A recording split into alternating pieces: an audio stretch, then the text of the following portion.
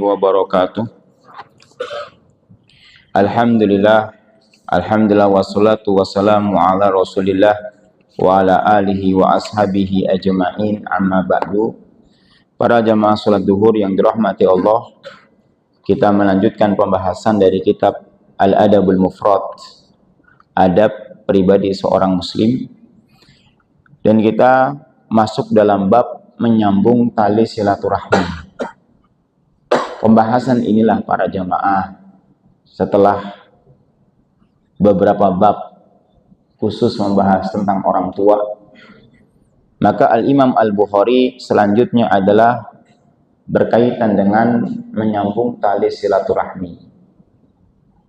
Dan ini pula banyak hal yang harus kita tekankan, khususnya dalam hal silaturahmi. Pertama, silaturahmi itu adalah mereka yang punya ikatan rahim, keponakan, sepupu, paman kita, bibi kita, dan lainnya. Dan Islam telah mengikat hubungan itu sangat kuat, sangat erat. Bahkan di dalam Quran itu akan ada ancaman-ancaman orang-orang yang memudahkan memutuskan tali rahim. Karena terkadang kita gara-gara urusan, mungkin nanti Allah mudahkan bahwa kita pulang kampung ke rumah, ketemu dengan saudara keponakan kita, cuman gara-gara persoalan mungkin anak, perkara-perkara remeh-temeh, yang akhirnya terjadilah perselisihan. Sampai berapa banyak di antara mereka tidak mau tegur sapa, tidak mau saling mengunjungi. Padahal bagaimana Islam di dalam hubungan tali silaturahmi itu sangat dikuatkan. Tidak boleh setiap muslim itu mudah untuk memutuskan tali silaturahim. Apakah itu kepada paman, apakah itu kepada bibi, apakah itu kepada sepupu, keponakan, dan lainnya. Kalau memang memiliki ikatan rahim, maka selayaknya bagi kita itu dipegang erat-erat. Bahkan di antara pengikatan rahim itu, silaturahim itu memiliki suatu jalan keberkahan. Dalam hadis Nabi Shallallahu Alaihi Wasallam mengatakan, barang siapa yang ingin dipanjangkan umurnya, diluaskan hartanya, maka hendaklah dia sambung tali silaturahmi. Jadi kalau misalkan silaturahmi itu sebetulnya Pak nggak bisa dimaknai dengan teman sekantor Pak.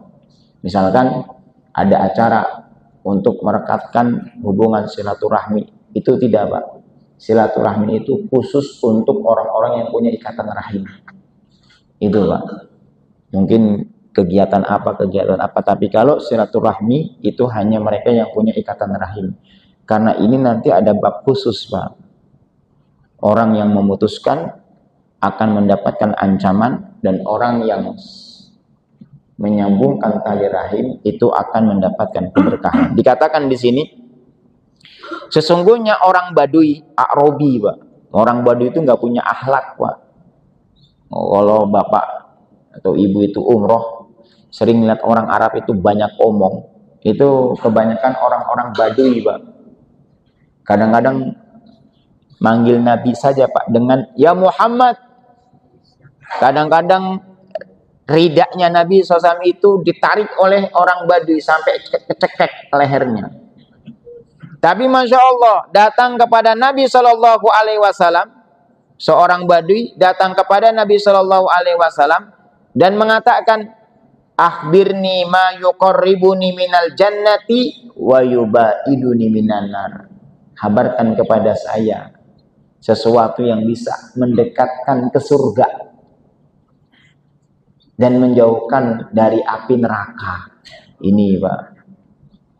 Orang Badui datang kepada Nabi Shallallahu Alaihi Wasallam menanyakan, ya Rasulullah Shallallahu Alaihi Wasallam, katakan kepada saya sesuatu yang bisa mendekatkan diri kepada surga dan menjauhkan dari api neraka.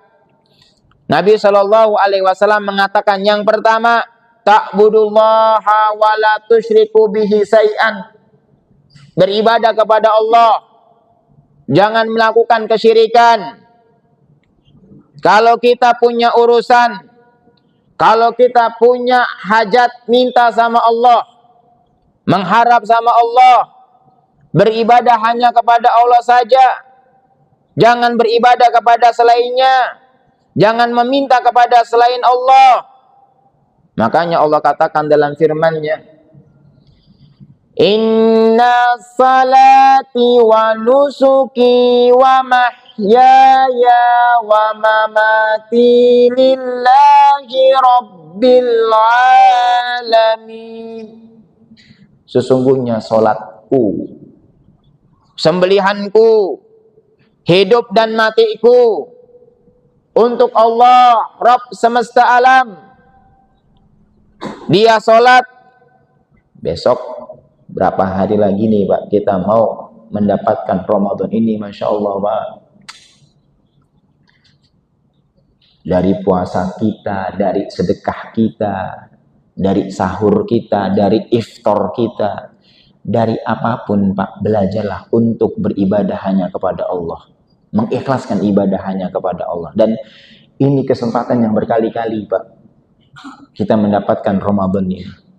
Dan perlu diketahui Pak, seorang ulama di Jeddah menyampaikan Pak, Ramadan itu salah satu di antara waktu yang begitu cepat.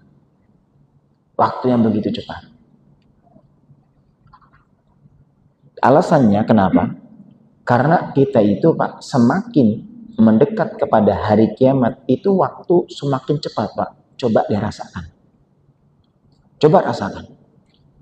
Perjalanan waktu pada hari ini begitu cepat. Kasihannya seseorang yang ketika dia mendapatkan Ramadan,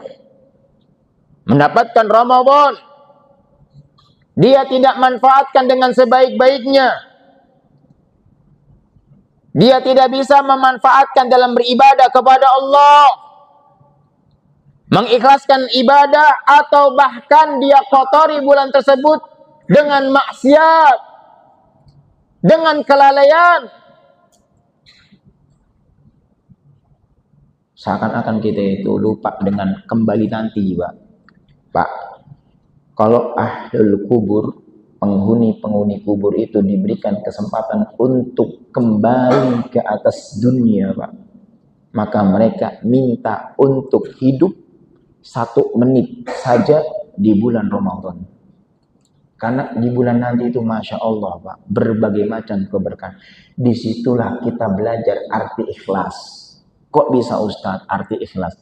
Kita puasa Pak, bisa aja kita itu buka puasa di sembarang tempat, orang-orang tidak tahu Pak. Atau ketika kita wudhu, kita minum air itu sedikit tak mampu Pak, tapi kita malu. Kepada siapa kita beribadah? Kepada siapa kita ini melakukan amal ibadah? Kepada Allah Subhanahu wa Ta'ala. Inilah ketika kita masuk Ramadan, perbaiki ibadah dalam keadaan ikhlas, mengharapkan wajahnya Allah Subhanahu wa Ta'ala. Seorang badui datang kepada Nabi Shallallahu Alaihi Wasallam, menanyakan kepada beliau, ya Rasulullah Shallallahu Alaihi Wasallam, apa yang bisa mendekatkan diri kepada surga, menjauhkan dari neraka? Pertama adalah beribadah kepada Allah, meminta kepada Allah, mengharap kepada Allah. Kita mungkin yang hadir di sini Pak, memiliki sesuatu ujian. Mungkin ada orang yang dikasihi sedang terkapar di rumah sakit, terbaring di rumah sakit Pak, minta sama Allah. Perlu diketahui Pak, di antara ibadah yang menunjukkan tauhidnya tinggi, tauhidnya yang paling tinggi adalah meminta. Jadi orang semakin tauhidnya tinggi, dia akan semakin banyak memintanya kepada Allah. Makanya dalam surat Al-Fatihah Allah katakan, Iyyaka na'budu wa iyyaka nasta'in. Hanya padamu lah kami beribadah ya Allah, dan hanya kepadamu lah kami meminta, kami mengharap. Maka nanti pun di Ramadan pula banyak meminta kepada Allah. Minta kehidupan yang berkah. Minta keluarga yang sakinah, mawaddah, warahmah. Karena yang pada hari inilah ujian terbesar ada pada keluarga. Minta sama Allah apa yang kita harapkan jamaah. Ramadan nanti Pak, minta sama Allah jamaah. Mengharap sama Allah subhanahu wa ta'ala. Yang kedua Pak, sesuatu yang bisa mendekatkan diri ke surga. Yang kedua adalah sholat. Wa tuqimas shalah. Sholat. Ini yang sangat menyedihkan. Berapa banyak dari kaum muslimin pada hari ini melalaikan salat. Jamaah, kita kerja Pak. Qadarullah, kita dipindah Pak. Dipindah. Dimutasi ke daerah Papua Pak. Qadarullah, na'udzubillah min zalik Pak. Semoga Allah melindungi kita semua. Tiba-tiba di Papua sana kita hilang Pak. Gak komunikasi dengan keluarga 5 tahun. 6 tahun. Gak ada komunikasi sama sekali. Putus hubungan. Kira-kira apa yang kita bisa ambil kesimpulan Pak? Mungkin keluarga saya di Jakarta sudah menganggap saya ini udah gak ada. Antara kita dengan keluarga kita, bagaimana kita dengan Allahu Rabbuna Jalla Jalaluh? Allah berikan syariat salat sehari 5 waktu agar kita bisa membangun komunikasi dengan Allahu Rabbuna Jalla Jalaluh, agar kita yang punya ujian, kita yang punya musibah, kita yang punya keluh kesah bisa mengadukan kepada Allahu Rabbuna Jalla Jalaluh. Tapi berapa banyak dari kita memutuskan komunikasi tersebut, tidak melaksanakan salat. Pernah ada suatu buku jamaah, dan itu telah di YouTube kan itu Pak, orang Mesir Pak, wanita Pak, anaknya sakit. Akhirnya apa jamaah? Dia ambil wudhu, dia sholat tahajud, mengadu kepada Allahu Rabbuna Jalla Jalaluh. Ya Allah, anak saya sakit, saya tidak memiliki uang, jangankan untuk beli obat, untuk makan malam ini pun tidak ada. Aku hanya bertawakal kepadamu ya Rabbul Alamin. Tiba-tiba Pak jamaah, gak lama Pak, pintu rumahnya si wanita tersebut diketuk Pak. Tiba-tiba dikatakan apa? Si dokter ini Pak, mana anak yang sedang sakit? Saya harus periksa. Akhirnya diperiksa.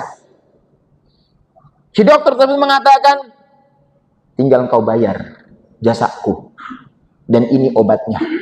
Kaget si wanita itu Pak. Dari apa saya harus bayar? Dari mana saya harus bayar? Jangankan untuk jasa dan obat, untuk saat malam ini saja aku belum apa-apa, belum bisa membeli makanan. Apa si dokter mengatakan? Ya wanita, aib bagi kalian, bagi engkau, ketika engkau tidak membayar jasaku. Demi Allah, dari mana saya harus membayar? Terus siapa yang tadi malam menelponku untuk datang ke rumah ini dengan nomor sekian dan sekian? Apa dikatakan? Nomor rumahnya ternyata salah Pak. Ternyata apa Pak? Samping rumahnya Pak. Sampai dia katakan, demi Allah, saya tidak memiliki sepeser uang pun. Akhirnya karena iba Pak, si dokter tersebut Pak, diberikan obatnya, digratiskan, sampai beberapa hari diberikan uang itu jemaah. Pak, komunikasi lewat sholat. Maka Nabi katakan, ketika kita ingin mendekatkan diri ke surga, menjauhkan dari neraka, sholat. Sholat. Miris Pak, zaman sekarang ini Pak. Lihat ibadah yang Nabi terima di atas langit Pak. Yang diterima di atas langit, itu hanya sholat Pak. Hanya sholat.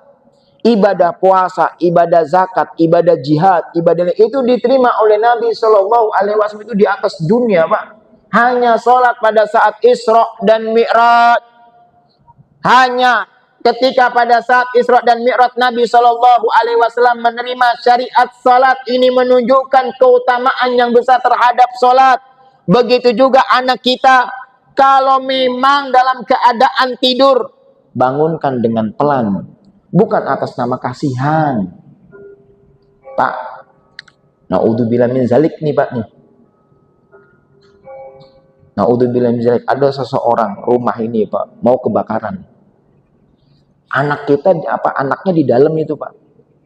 Anaknya di dalam Pak. Kita bangunkan atau biarkan Pak? Hah? Bangunkan kan nih Pak nih? Bangunkan Pak. Nak, bangun. Kita selamatkan. Ketika anak kita tidak sholat, ketiduran, kita beralasan kasihan. Kita alasan begini dan seterusnya. Wal iyadu billah. Maka perkara sholat adalah perkara yang sangat penting. Yang berikutnya adalah membayar zakat. Zakat mal. Ini Pak, setiap ada penghasilan kita, tabungan kita, keluarkan dalam 1 tahun itu Pak. Untuk orang-orang yang du'afa, untuk orang-orang yang tidak mampu. Berikan kepada mereka. Nih besok Ramadan nih Pak nih. Kalau sudah sampai pada nisab, kurang lebih kalau tabungan itu ikut, saya nanyakan kepada Syekh Abdurrahman At-Talib, beliau imam di Masjid Mina Pak. Saya pernah tanyakan kepada beliau, ya Syekh ini ikut ke nisabnya emas atau perak? Beliau katakan lebih baik ikut nisab perak. Kenapa? Karena orang akan semakin banyak yang bisa mengeluarkan zakat. Berikan aja Pak, misalkan saudara kita nih duafa, itu bisa kita kasih Pak. Misalkan kita punya tabungan 10 juta, diambil 2,5%-nya Pak. Ada saudara kita yang nggak mampu, berikan itu Pak. Selama dia tidak mendapatkan nafkah bulanan Pak. Selama dia tidak mendapatkan nafkah bulanan.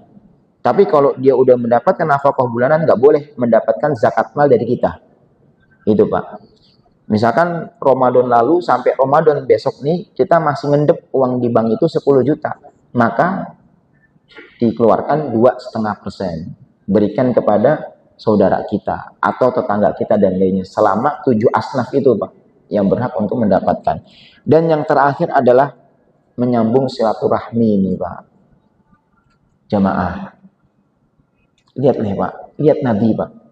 Menikahkan Fatimah dengan Ali bin Abi Thalib. Padahal sepupu Pak, dibolehkan. Apa tujuannya? Untuk mempererat ikatan rahim. Islam itu Masya Allah Pak, gak usah neko-neko. Wah saya ingin membangun masyarakat robani begini-begini. Muncullah dari perkara yang kecil. Dari mana? Dari keluarga. Makanya kenapa Islam mengatakan qu anfusakum wa ahlikum nara, selamatkanlah diri kalian dan keluarga kalian dari api neraka. Kalau seandainya kita muncul dari kecil, kita perbaiki hubungan dengan keluarga kita, kita perbaiki dengan orang tua, kita perbaiki dengan orang-orang yang punya ikatan rahim dan semuanya diperbaiki. Insya Allah Pak, masyarakat robbani itu akan datang dengan sendirinya Pak. Lah kalau seandainya kita cuek sama saudara sendiri Pak, yang dulu kecilnya itu bareng, makannya bareng, mainnya bareng, tidurnya bareng. Ketika dia udah punya keluarga masing-masing, yang satunya di daerah ini, yang satunya di daerah ini, kadang-kadang cuman gara-gara warisan, gara-gara harta peninggalan dari orang tua, akhirnya dia pecah, akhirnya dia merusak hubungan yang telah dibangun puluhan tahun. Waliyadu billah. Inilah yang seharusnya kita perhatikan, hubungan tali silaturahim. Bagaimanapun kita dengan saudara kita telah membangun cerita-cerita yang begitu panjang. Apakah cerita itu harus dirusak dengan hubungan gara-gara perkara dunia? Demi Allah, kalau seandainya orang tua kita melihat ketika perpecahan tali rahim cuman gara-gara warisan, malu orang tua Pak. Kalau seandainya gara-gara warisan perkara dunia, akhirnya apa Pak? Hubungan rahim itu terputus. Waliyadzubillah. Dan ini adalah sebagai pembelajaran bagi kita. Jangan mudah memutuskan tali silaturahim. Mungkin ini yang bisa kami sampaikan di kesempatan kali ini.